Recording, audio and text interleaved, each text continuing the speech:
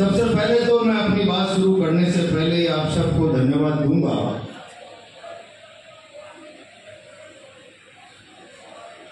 शहर जिला कांग्रेस कमेटी की इस बैठक में जिस तादाद में मैं कार्यकर्ता को यहां देख रहा हूं,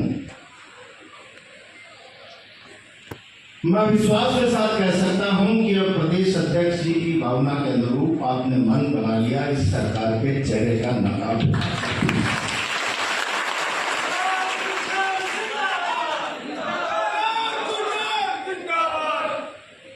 कार्यकर्ता बंधुओं,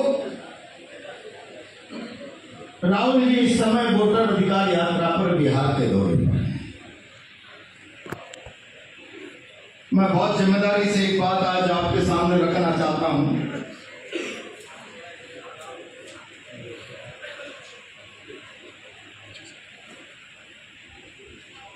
राहुल जी ने एक विधानसभा के डाटा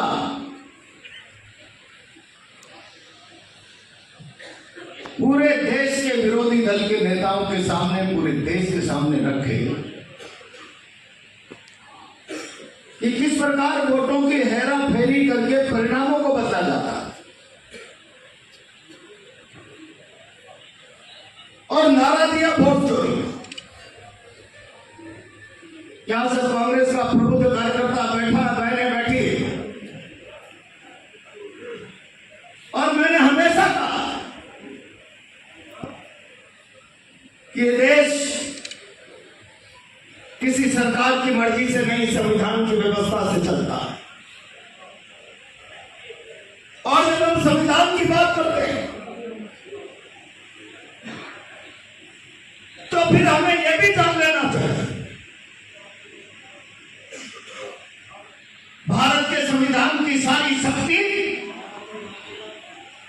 भारत की जनता में निहित है।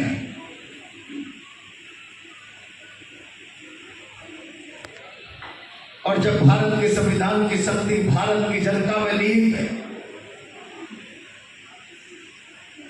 तो फिर अपनी ताकत का उपयोग किस प्रकार से जनता करे।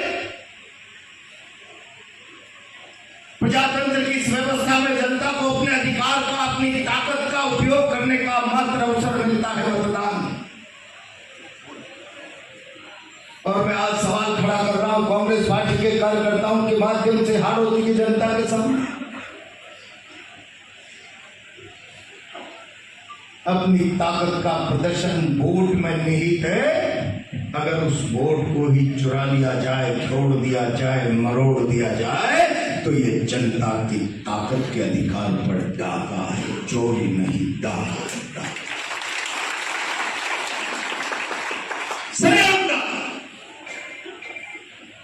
और इसीलिए पिछले लोकसभा चुनाव से लगातार कांग्रेस पार्टी ने पिछले 10 सालों के भारतीय जनता पार्टी के शासन के आचरण को लेकर लगातार कहना प्रारंभ किया था, भारत का संविधान खतरे में है।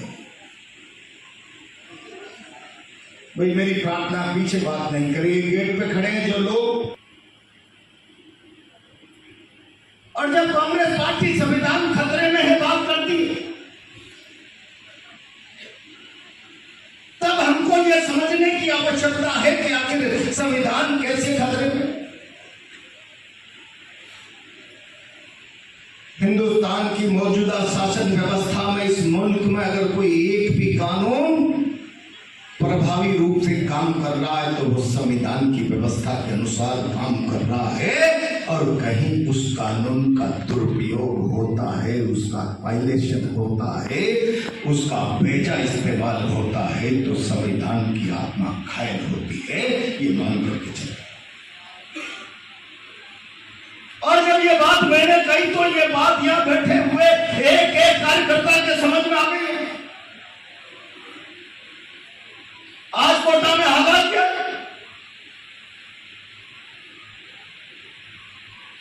मैं तो कई बार कहता हूं, मैंने एक दिन अध्यक्ष जी और नेता प्रतिपक्ष के साथ में राजस्थान के डीजीपी जो आजकल आरपीएससी के चेयरमैन बन गए, मैं उनसे मिलने गया था, तो मैंने सवाल खड़ा किया था, डीजीपी साहब, हाड़ौती की पुलिसिंग खत्म हो गई, खत्म हो गई पुलिसिंग। या फरियादी और मुलजिम में अंतर नहीं बचा।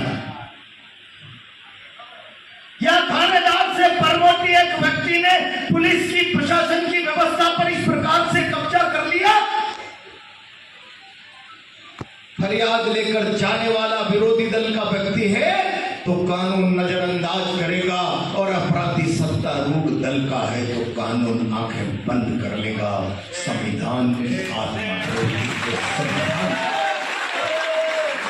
संविधान की आत्मा। और इसीलिए मैं आज जिम्मेदारी के साथ कांग्रेस पार्टी के कार्यकर्ताओं से कहना चाहता हूं, मैं कांग्रेस के लिए नया व्यक्ति हूं, लेकिन कहीं जुल्म और अत्याचार होता है और बेबस लाचार तरीके से अगर मुंह बंद करके देखते हैं तो वहां संविधान की आत्मा घायल होती है, यहां अंदर से आत्मा रोकती है, जिल्लत मिलती है, जिल्लत। और इसीलिए लंबे समय बाद आप जब कांग्रेस कार्यकर्ताओं के साथ बैठे हैं तो मैं बहुत जिम्मेदारी के साथ आज आप लोगों से कहना चाहता हूं, क्या कांग्रेस पार्टी के कार्यकर्ताओं की इतनी सी जिम्मेदारी है? हम प्रदेश ने कोई कार्यक्रम दे दिया, कागजों में कार्यक्रम की खाना पूर्ति कर ली, चुनाव आएंगे, चुनाव लड़ेंगे, पंचायत का भी आएगा, नगर पालिका का भी आएगा, हम चुनाव लड़ेंगे, कुछ जगह जीतेंगे, हारेंगे, यूं ही संगठन चलता रहेगा। और अगर भारतीय जनता पार्टी और उसकी सरकार 5 साल में अन्याय, अत्याचार करेगी, अराजकता करेगी, अव्यवस्था करेगी, उसका नकारापन जनता के सामने आएगा तो स्वभाव से हमारा राज आ जाएगा। अगर इस विचार के साथ चलने की मंशा आपकी है तो फिर मैं आप बहुत जिम्मेदारी के साथ कहना चाहता हूं। लिखा है रामधारी सिंह दिनकर, समय शेष है, नहीं दोष का भागी केवल व्याज, जो तटस्थ है समय लिखेगा उनका भी अपराध।